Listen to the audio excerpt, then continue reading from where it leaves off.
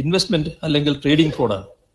ഇരകളെ WhatsApp, Telegram ഗ്രൂപ്പുകളിൽ ചേർത്ത് നിക്ഷേപകർക്കുള്ള ക്ലാസുകളും മറ്റും നൽകി വിശ്വാസം പിടിച്ചു പറ്റുന്നു.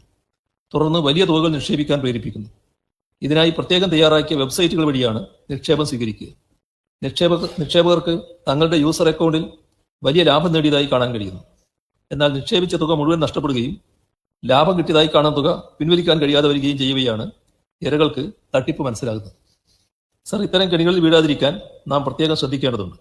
ഇങ്ങനെയുള്ള സന്ദർഭങ്ങളിൽ അടിയന്തര സഹായത്തിനായി ടോൾ ഫ്രീ നമ്പറായ 1930 ഇതിൽ പരാതിപ്പെടുകയാണ് വേണ്ടത്.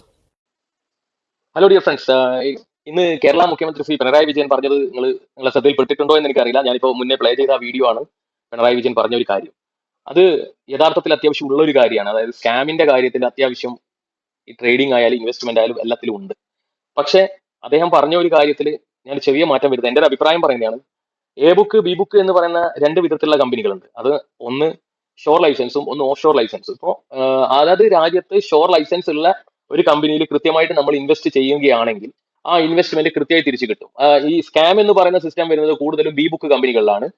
ഈ A book, B book classification എങ്ങനെയാണ് വരുന്നത് എന്നുള്ളത് ഞാൻ അടുത്തതായിട്ട് ഒരു വീഡിയോ ചെയ്യാം. ഞാൻ ഈ വീഡിയോന്റെ കൂടെ ആ ഒരു ലെങ്ത് നമുക്ക് എത്തൂല. അതുകൊണ്ട് നിങ്ങൾ സ്കാമിൽ ഉൾപ്പെടേണ്ട എങ്കിൽ ആദ്യമായി ശ്രദ്ധിക്കേണ്ട കാര്യം ഇതിന് റെഗുലേഷൻസ് കൃത്യമായിട്ടുണ്ടോ, അതേപോലെ തന്നെ ഇത് ബി ബുക്ക് കമ്പനിയാണോ എന്നുള്ളതാണ് നമ്മൾ കൃത്യമായി ശ്രദ്ധിച്ച് കൈകാര്യം ചെയ്യേണ്ട ഒരു കാര്യം.